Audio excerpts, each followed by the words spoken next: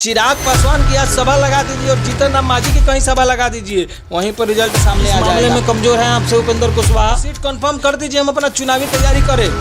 माजरा कुछ और है, नहीं तो चिराग आ जाएगा। तो पासवान का जो प्रेजेंस है बिहार के राजनीति में, उसको देखते हुए जीतन राम मांझी हड़बड़ा। समाज में ये होड़ मचा हुआ है कि दलित समाज का सबसे बड़ा नेता कौन है, जीतन राम मांझी या चिराग पासवान। मांझी अपने आप को एनडीए गठबंधन के साथ सेटल्ड करने में लगे हुए हैं। जीतन राम मांझी का यूं अमित शाह के पास पहुंच जाना ये दर्शाता है कि भाई राजनीतिक बेचैनी कितनी है। नमस्कार, फाइनल पोस्ट देख रहे हैं आप, मैं आपका आदर्श। पाकिस्तान के द्वारा पहलगाम में आतंकी हमला के बाद पूरे देश में तनाव की स्थिति है और पूरे देश के हर एक नागरिक एक साथ खड़े हैं कि पाकिस्तान को कैसे माकूल जवाब दिया जाए। पाकिस्तान ने जो कुकृत्य कर्म किया है भारत में, उसका जवाब कैसे दिया जाए। मिलिट्री तो ठीक है, नौसेना तो ठीक है, भारत का एक एक बच्चा पाकिस्तान को जवाब देने के लिए तैयार है। लेकिन बिहार के राजनेताओं के अंदर इससे परे गजब की बेचैनी दिख रही है और यह बेचैनी सीट शेयरिंग की है, जहां पूरे देश की नजर राजनाथ सिंह और प्रधानमंत्री के हुए 45 मिनट के वो मीटिंग पर है कि क्या हुआ, पाकिस्तान को कैसे जवाब देना है। जहां पूरे देश की नजर सीडीएस की मीटिंग पे है, जहां पूरे देश की नजर राफेल जो भारत में आने वाली है उसके डील पे है। लेकिन बिहार के राजनेताओं में जो बेचैनी दिख रही है वो सीट शेयरिंग की है। अभी चुनाव में 6 महीने से ज्यादा वक्त बाकी है, लेकिन बिहार के राजनेता जीतन राम मांझी सीट शेयरिंग, बिहार विधानसभा चुनाव में उनको कितनी सीट मिलेगी, इसको लेकर सीधे अमित शाह के पास पहुंच गए हैं। उन्होंने अमित शाह से मुलाकात की और सीट शेयरिंग पे बात की। अब जब उन्होंने यह मीटिंग कर ही ली तो बात तो करनी ही पड़ेगी। क्या कुछ बात हुआ उसी पे आज हम बात करेंगे। मौजूद है हमारे एडिटर पुरुषोत्तम कुमार। स्वागत है पुरुषोत्तम। धन्यवाद आदर्श। पुरुषोत्तम, जहां पूरे देश की नजर भारत पाकिस्तान पे है कि क्या कुछ होने वाला है, आगे पल में भारत कौन सा कड़ा फैसला लेने वाला है, लेकिन इसी बीच एक बिहार से बड़ी खबर आ रही है। जीतन राम मांझी हिंदुस्तान आवाम मोर्चा पार्टी के अध्यक्ष आज दिल्ली में शाह के घर पे बैठक की है और यह माना जा रहा है, सूत्र से यह खबर आ रही है कि उन्होंने 15 विधानसभाओं की लिस्ट लेकर उनके पास गए थे। क्या कुछ खबर है?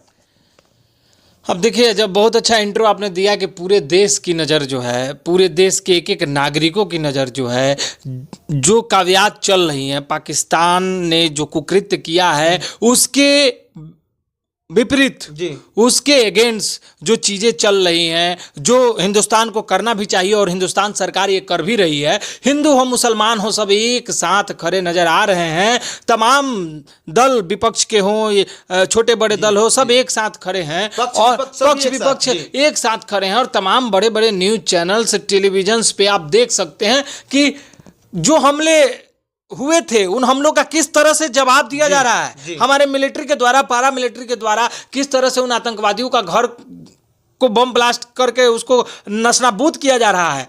किस तरीके से जो पॉलिसीज हैं पाकिस्तान के साथ, जो रिलेशन थे, इंपोर्ट समझौते थे, उनको रद्द करने की बात चली और उन पर काम भी हो रहा है। तमाम तरह की चीज़ें चल रही है। लेकिन आनंद फानंद में जीतन राम मांझी का यूं अमित शाह के पास पहुंच जाना ये दर्शाता है कि भाई राजनीतिक बेचैनी कितनी है। देखिए, होता क्या है कि पॉलिटिकल आइडेंटिटी बहुत खराब चीज़ होती है। देश में क्या चल रहा है इसकी चर्चा बाद में कीजिए।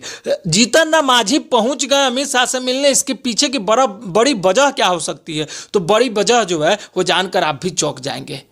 जीतन राम मांझी अपने आप को एनडीए गठबंधन के साथ सेटल्ड करने में लगे हुए हैं और चाह रहे हैं कि ज़्यादा से ज़्यादा सीटों पर चुनाव लड़े। पिछले दिनों आपने देखा कि 30 सीटों पर लगभग उनकी डिमांड थी चुनाव लड़ने की, और वो चाहते हैं कि 20-25 विधायक हमारे विधानसभा में होंगे तो हम अपनी बातों को मनवा सकेंगे। भाई 20-25 विधायक होंगे या 30 ही विधायक आपके होंगे या 40 ही विधायक होंगे तो आप कैसे अपने बातों को मनवा लीजिएगा? एक अहम सवाल है, इस पर तो अलग की चर्चा होनी चाहिए। फिर गुप्त सूत्रों से जो जानकारी मिल रही है कि 15 सीटों का लिस्ट ले जाकर के दिए हैं कि हम इस पर लड़ेंगे, हमको अब इस पर नाराज नहीं कीजिएगा। लोकसभा में भी 2-3 सीट की बात हुई थी और हमको मिला एक सीट मिला। ये एक बेचैनी है। बेचैनी किस चीज की है? तो बेचैनी है कि जीतन राम मांझी दलित समाज से आते हैं और दलित समाज में ये होड़ मचा हुआ है कि दलित समाज का सबसे बड़ा नेता कौन है, जीतन राम मांझी या चिराग पासवान। नेता सबसे बड़ा कौन है और सबसे ज्यादा पकड़ किस नेताओं के है, वोट कैडर किसके पास है। और इसका सबसे मतलब शानदार उदाहरण आप देख सकते हैं कि सुप्रीम कोर्ट के द्वारा एससी एसटी रिजर्वेशन के अंदर में जो कैटेगरी है क्रीमी लेयर बनाने के फैसले पर जो विवाद हुआ था इन दोनों नेताओं के बीच में, जिसमें चिराग पासवान ने जो क्रीमी लेयर बनाने के विरुद्ध याचिका दायर करने की बात की, शायद उन्होंने याचिका दायर भी की थी, वहीं जीतन राम मांझी ने इस चीज़ का कटाक्ष किया था और उन्होंने कहा था कि सिर्फ 4 जातियां ही आज तक रिजर्वेशन का लाभ ले सके हैं। बताएं चिराग पासवान कि मुसहर, भुइयां, मेहतर के कितने IAS और IPS बने हैं। तो ये विवाद जो है जब से चला था उसके बाद से एनडीए गठबंधन में सब कुछ ठीक है, सब कुछ ठीक है, ये तो सुनने को आता ही है। लेकिन एक चीज जो समझ में आता है कि जो दलित समाज है उसके बीच में विवाद है कि बड़ा नेता कौन है। और इसलिए बड़ा नेता की बात कीजिएगा, यूथ के पकड़ की बात कीजिएगा, लोगों के दिल पर राज करने वाले की बात कीजिएगा, लोगों के बीच में पॉलिटिकल इन्फ्लुएंस की बात कीजिएगा, यंग एनर्जेटिक लीडर के रूप में बात कीजिएगा तो चिराग पासवान का नाम सामने आता है। और आपको याद होगा कि उपचुनाव जो हुआ था इमामगंज सीट पर, दीपा मांझी जहां से चुनाव लड़ी थी, वहां चिराग पासवान कैंपेन करने भी नहीं गए थे। तो चिराग पासवान कहीं कैंपेन करने नहीं जाना और चिराग पासवान का अभी हाल ही में एक बयान आना और बैनर पोस्टर जारी होना कि बिहार हमें बुला रहा है, बिहार मुझे बुला रहा है। तो ये चिराग पासवान का जो प्रेजेंस है बिहार के राजनीति में, उसको देखते हुए जीतन राम मांझी हड़बड़ा गए हैं। अच्छा, मतलब यहाँ पे कांटा यहाँ पे चुभा, कांटा यहाँ चुभा हुआ है। अच्छा। कि चिराग पासवान अगर केंद्र की राजनीति को छोड़ के बिहार के चुनाव मैदान में कूद जाते हैं या फिर भाजपा के इशारे पर बिहार के चुनाव में कूद जाते हैं और यहां से चुनाव लड़ना शुरू कर देते हैं, पॉलिटिकल कैंपेन शुरू कर देते हैं, तो फिर हमारा क्या होगा? फिर हम कहां के रह जाएंगे? सारे लोग तो चिराग पासवान के साथ चले जाएंगे। इमामगंज सीट पर उन्होंने अपने बहू को चुनाव लड़ा करके ये मैसेज दे दिया कि सबसे पहले हमारा परिवार है। ऐसे देखा भी जाए तो उनका परिवार सबसे पहले समधन, हाँ उनके पार्टी में उनकी समधन, उनका बेटा, उनकी पतोह, वो खुद पहले अपने परिवार को सेटल करने में लगे। तो ये मैसेज दे दिया। ऊपर से आप जब एज गैप की बात कीजिएगा और एक युवा चेहरा और सामने जीतन राम मांझी को रख के देखिएगा तो अल्टीमेटली कोई भी व्यक्ति पढ़ा लिखा एक नौजवान चिराग पासवान की तरफ उसका सॉफ्ट कॉर्नर होगा। तो बेचैनी यहां है कि चिराग पासवान को अगर भाजपा जो है प्रोजेक्ट करके बिहार के चुनाव में उतार देती है और हो ना हो, अतिशोक्ति नहीं है कि आने वाले समय में एनडीए में अगर सब कुछ ठीक नहीं रहा, जो सारे नेता लोग कह रहे हैं कि सब कुछ ठीक है, सब कुछ ठीक है, सब कुछ ठीक नहीं रहा, नीतीश कुमार को दरकिनार लगाने के काव्यात शुरू हो गए और चिराग पासवान को सीएम फेस घोषित करके बिहार के चुनाव में उतार दिया जाए, तो फिर दलित के जो नेता अपने आप को बता रहे हैं जीतन राम मांझी, फिर उनका क्या होगा? ये सबसे बड़ा सवाल है। इसीलिए बेचैनी में जीतन राम मांझी पहुंचे हैं। पहुंचना तो उपेंद्र कुशवाहा को भी चाहिए, लेकिन उपेंद्र कुशवाहा 3 दिन से वाल्मीकि नगर में अपना अमृत मंथन कर रहे हैं। अमृत मंथन में उन्होंने बहुत सारी चीज़ों को निकाला है। हम बात हुई है आंदोलन करेंगे और सीट रिजर्वेशन की मांग करेंगे कि और भी सीटें बिहार की बढ़े, परसीमन को लागू करने की बात। तो वो अपना बिहार में जो कर रहे हैं। बेचैनी और खलबली जो है ये है कि भाई हमको सीट कंफर्म कर दीजिए, हम अपना चुनावी तैयारी करें। माजरा कुछ और है। नहीं तो चिराग आ जाएगा तो हम 30 की मांग कर रहे थे तो 60-70 का मांग करेगा।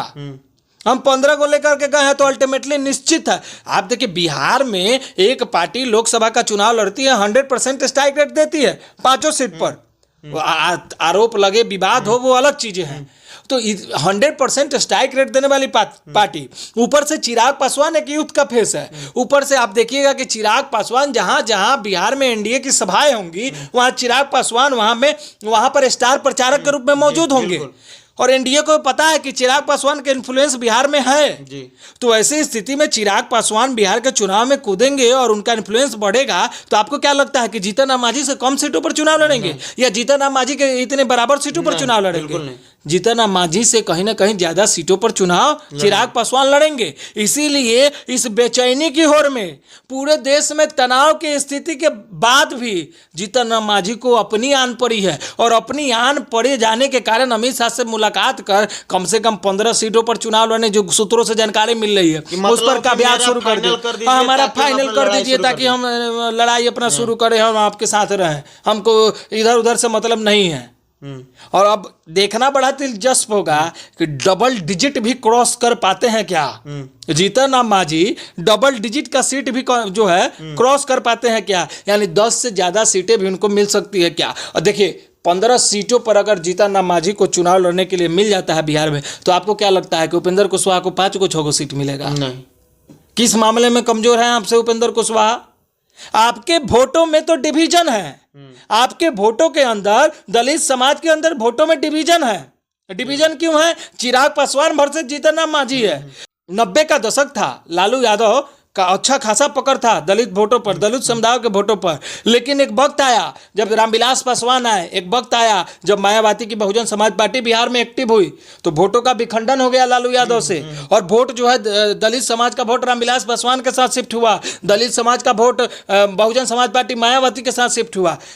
जीतन राम मांझी तो नीतीश कुमार की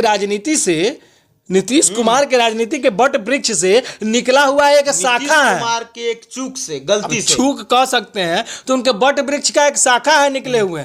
शायद नीतीश कुमार को भी अंदेशा नहीं होगा कि आगे जाकर यही आदमी सबसे बड़ा रुकावट पैदा करेगा। तो जीतन राम मांझी के साथ में आप देखिए कितना, जीतन राम मांझी के नेताओं से बात कीजिएगा, उनसे बात कीजिएगा, 243 सीट पर तैयारी है। भाई आपकी बूथ कमेटी है पूरे विधानसभा में 243 पर, कितने कैडर वोट हैं आपके साथ बूथ वाइज? आप देख लीजिए पूर्वी चंपारण में जीतन राम मांझी के पार्टी के कितने कार्यकर्ता हैं? नहीं। चिराग पासवान की आज सभा लगा दीजिए और जीतन राम मांझी की कहीं सभा लगा दीजिए, वहीं पर रिजल्ट सामने आ जाएगा। इमामगंज की बात करें तो इमामगंज में ही उनकी बहू को बहुत मतलब संघर्ष करना पड़ा जीतने के लिए। चिराग पासवान के वहां पर नहीं जाने से, कैंपेन नहीं करने के कारण, जो जन सुराज का दावेदार था, वो चिराग पासवान के नहीं जाने के कारण चिराग पासवान का जो वोट था उसके साथ शिफ्ट हो गया। ये एनालिसिस हम लोग का खूब चला था, लोगों ने बड़ा समर्थन दिया था कि चिराग पासवान के नहीं जाने से वो वोट जॉन सुराज का पड़ता। और जॉन सुराज भी जो 5 जगह उपचुनाव लड़े थे उसमें सबसे ज्यादा कहीं वोट आया था तो उसको इमामगंज में आया था। तो चिराग पासवान का इनडायरेक्ट फायदा पहुंचा था प्रशांत किशोर को। तो यही सब चीज के कारण कि कहीं चिराग पासवान न कूद जाए, चिराग पासवान के कूदने के कारण हमारी राजनीतिक गतिविधि प्रभावित न हो जाए, हमारी सीटों की संख्या कम न हो जाए, इसीलिए तमाम तरह के चहल पहल, तमाम तरह के तनाव और तमाम तरह की विपरीत परिस्थितियों के बाद भी जीतन राम मांझी को अपनी सीट की आन पड़ी है। बहुत बहुत धन्यवाद सर आपका। बिहार विधानसभा में 243 सीट है, आधी सीट पे नीतीश कुमार लड़ेंगे तो फाइनल है। अब कितनी सीटें मिलती है जीतन राम मांझी को, देखते हैं आगे क्या कुछ होता है, लेकर आपके समक्ष खड़े रहेंगे। देखते रहिए फाइनल पोस्ट। बहुत बहुत धन्यवाद।